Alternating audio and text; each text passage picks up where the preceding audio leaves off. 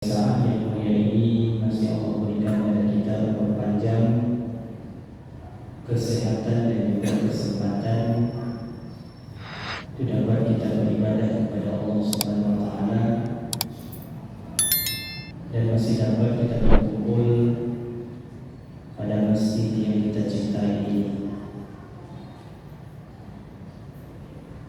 Sambil kita niat i'tikaf di dalam masjid ini, mari sama-sama kita perhatikan sedikit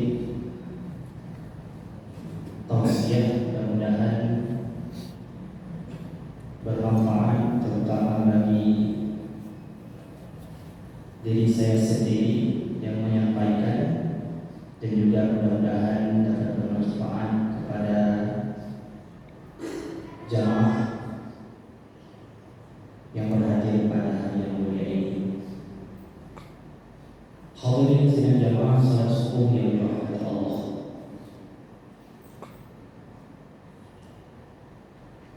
Di mana pada bulan Ramadan ini sama-sama kita ketahui Allah mewajibkan pada kita yaitu suatu ibadah, yaitu berpuasa. Namun di dalam melakukan puasa itu, pada umumnya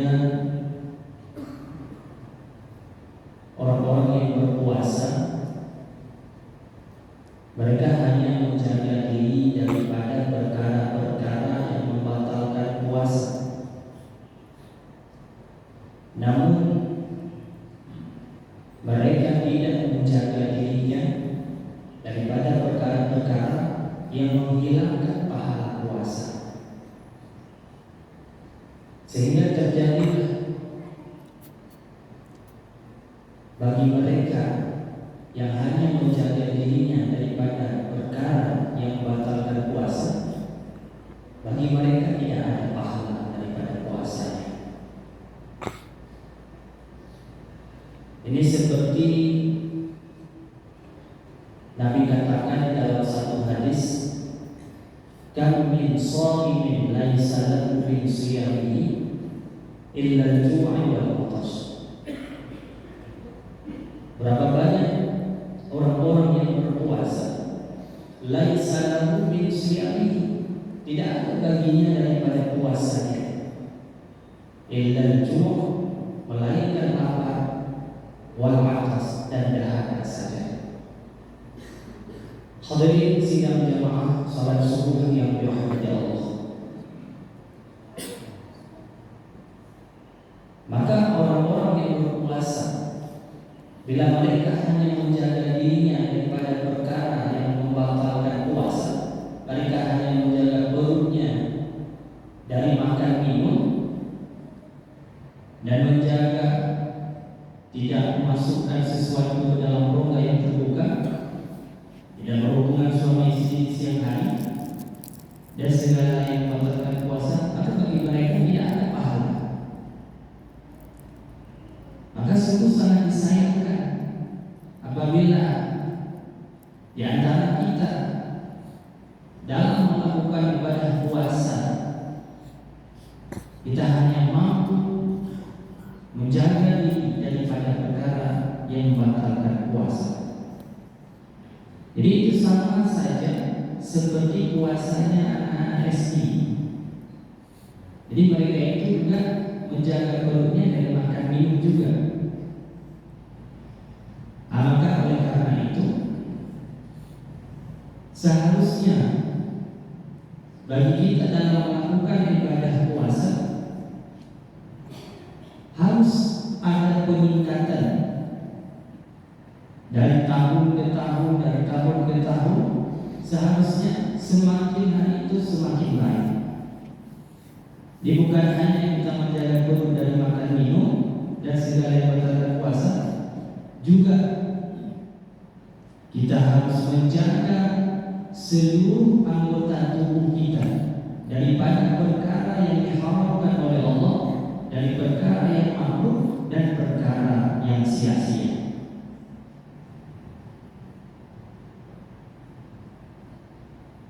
Begitu kata kitab Syiar Salikin itu karena Syekh Abdul Somad Al-Albani,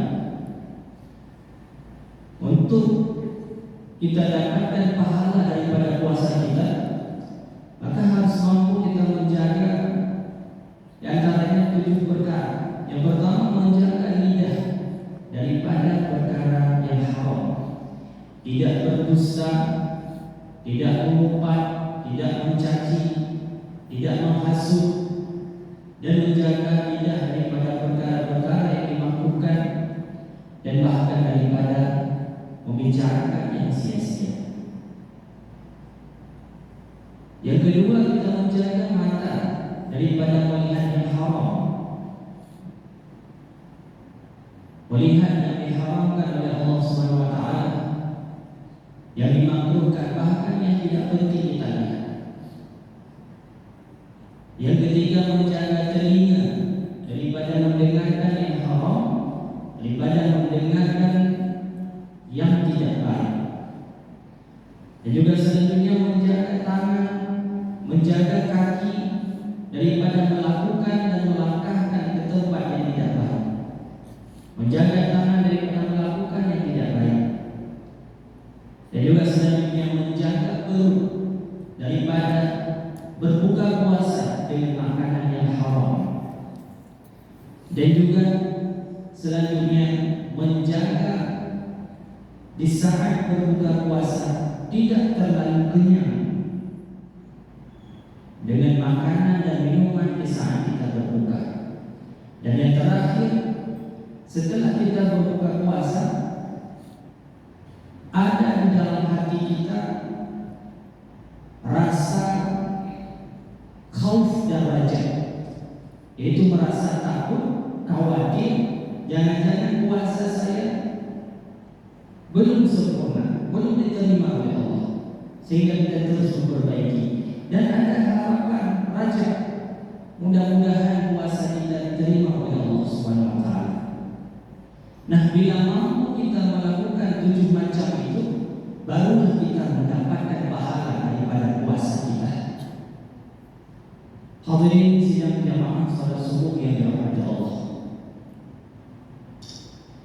Maka itu dinamakan tingkatan puasa orang khawas, itu orang pilihan. Adapun yang pertama tadi, yang mereka hanya menjaga diri dari makan minum, itu dinamakan puasanya orang awam, yaitu umum muslimin, orang yang berpuasa baik itu pada tingkatan awam.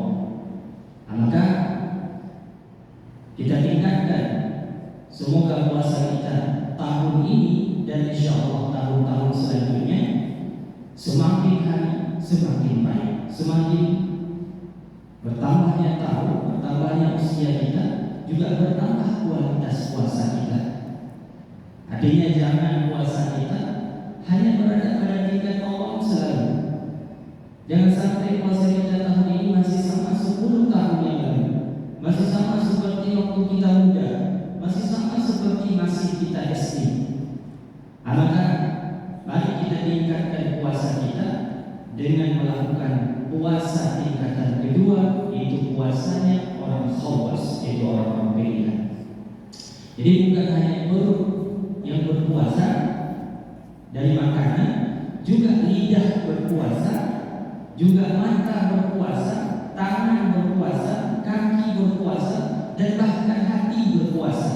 Tidak ada di dalam hatinya segala sifat-sifat yang tercela. Tidak ada dalam hatinya sifat iri, sifat dengki, riya, takabur, dan sombong dan lain sebagainya. Hadirin sidang jamaah salat subuh yang dirahmati Allah. Tindakan yang ketiga, yaitu dinamakan puasa orang khawasul khawas. Puasa orang khawasul khawas, setelah mereka menjaga perutnya daripada makan minum dan segala yang membatalkan puasa, juga mereka menjaga anggota tubuhnya daripada perkara yang haram, yang makruh dan sia-sia. Juga bagi orang khawasul khawas itu menjaga hati mereka daripada mengingat selain Allah. tidak ada bagi orang khawas teringat kepada sesuatu, kepada dunia, kepada sesuatu yang tidak bermanfaat, kepada sesuatu yang sia-sia. Mereka sibuk hati mereka mengingat kepada Allah Subhanahu wa taala. Ini tingkatan kuasanya para anbiya, itu para nabi, para siddiqin, dan juga para arifin. Ini adalah tingkatan yang tertinggi. Hadirin sidang jamaah salat subuh yang dirahmati Allah. Maka mari kita tingkatkan kualitas puasa kita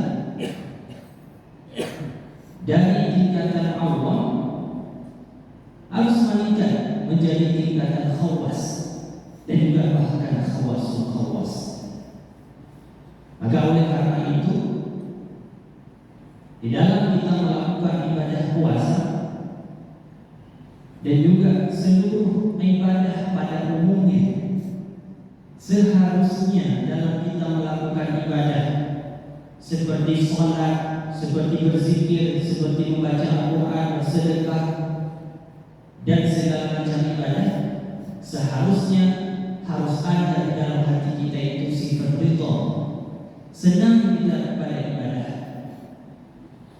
Seperti senangnya baginda Nabi Sallallahu Alaihi Wasallam ketika masuknya waktu sholat.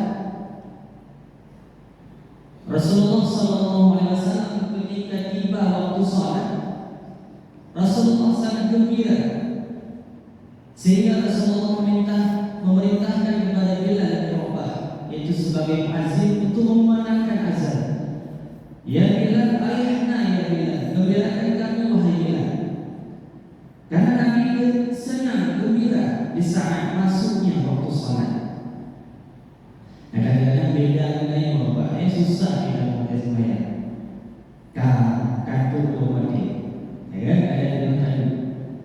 Nah, Rasulullah SAW sangat senang, sangat gembira ketika tibanya waktu sholat dan juga seluruh ibadah.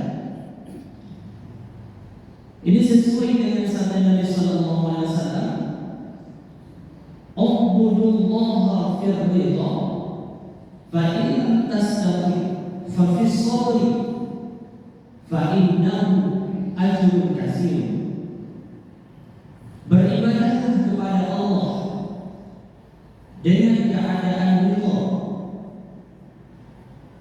berpuasalah dengan keadaan ridha, salatlah dengan keadaan ridha, bersedekahlah dengan keadaan ridha, bacalah Al-Quran, buatlah segala kebaikan dengan keadaan ridha. Artinya senang, rindu kita kepada ibadah, senang kita ketika bersedekah, senang kita ketika membaca Al-Quran, senang kita ketika berpuasa, senang ketika kita dapat membantu orang lain. Fa in lam tastati, kata Nabi, apabila tidak mampu, fa fis sabri, maka lakukanlah segala ibadah itu dengan keadaan sabar. Untuk senang kalau mampu mungkin dari Allah, maka lakukanlah ibadah dengan keadaan sabar di dalam hati. Ketika kita melakukan puasa tidak senang, tapi lakukan dengan keadaan sabar. Ketika hendak membaca Al-Quran, tidak ada keinginan, tidak ada kesenangan, tetap bacakan dengan keadaan sabar. Bersedekah, berat hati kita untuk bersedekah, mengeluarkan harta, mengeluarkan uang, lakukanlah barengi dengan sifat sabar. Jadi segala macam ibadah seharusnya dilakukan dengan ridha, senang. Apabila belum mampu, maka lakukanlah ibadah dengan sifat sabar terhadap ibadah. Ini sama contohnya Bapak, seperti kita minum obat ketika sakit. Obat yang pahit, tidak ada kesenangan bagi kita untuk minum. Tapi karena ingin sembuh, tetap sabar. Seperti kita mengobati luka, menaruh obat di luka, padahal pedih, sakit.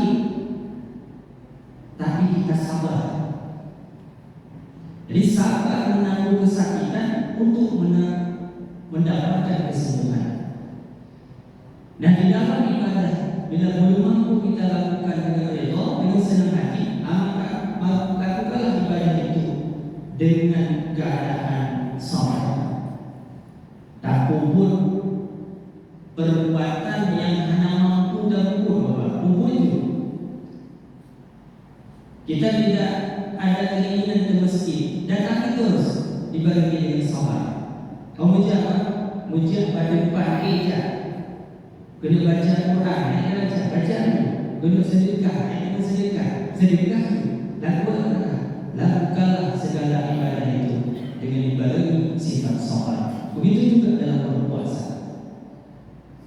Belum kita dapatkan redha dan senang kepada melakukan puasa, maka tetap melakukan puasa dibarengi dengan sifat sabar. Maka orang yang sabar dalam ibadah, orang yang sabar dalam melakukan ibadah puasa, maka bagi mereka diberikan pahala yang tak terhingga. Maka ini juga termasuk pahala yang diberikan bagi orang-orang yang melakukan ibadah puasa.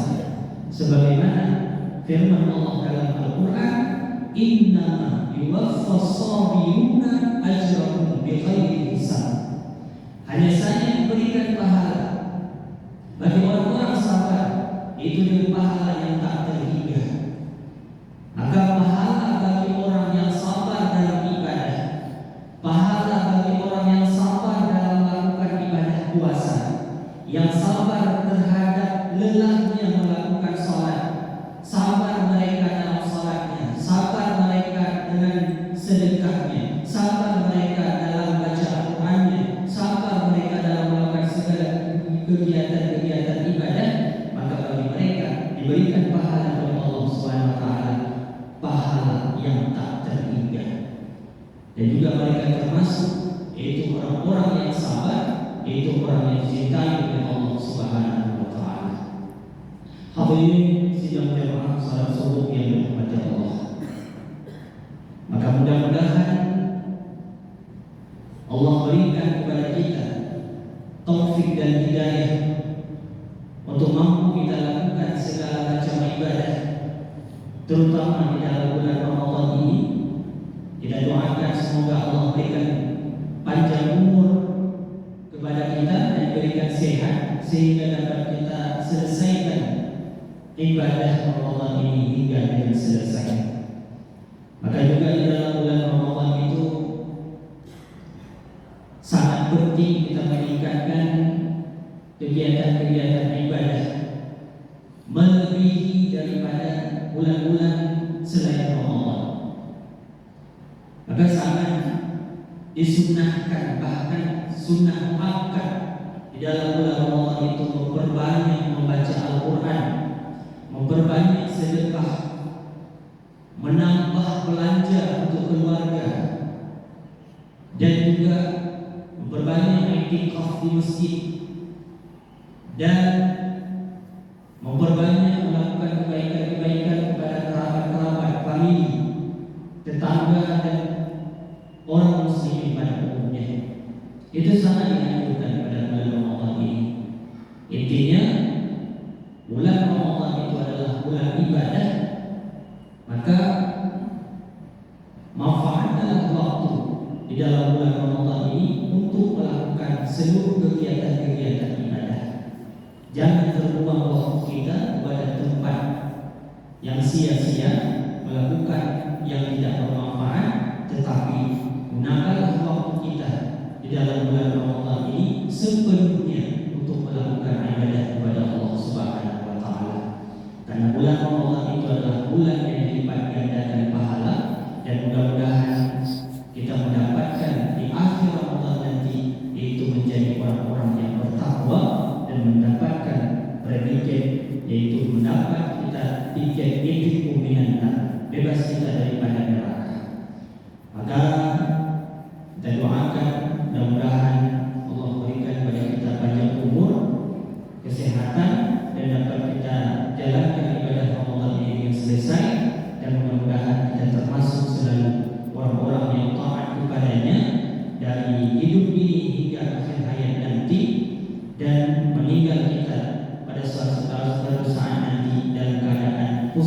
khatimah. Karena bagaimana kita akan mendapati akhir hayat kita itu sangat tergantung bagaimana keadaan kita di masa hidup ini. Karena Nabi mengatakan al-mar'u yamutu 'ala ma 'asha 'alaihi. Seseorang itu akan meninggal pada kebiasaannya di atas kehidupan mereka masing-masing. Apabila kehidupan kita itu selalu dalam ibadah, rajin sholat, melakukan segala perintah Allah, maka ketika kita meninggal, insya Allah kita akan meninggal dalam keadaan ibadah dan dalam keadaan husnul khatimah. Tapi alangkah celakanya bila keadaan kita dalam hidup ini penuh dengan dosa, melakukan maksiat, maka ketika datangnya ajal kita meninggal dalam keadaan berdosa, maka itu meninggal dalam keadaan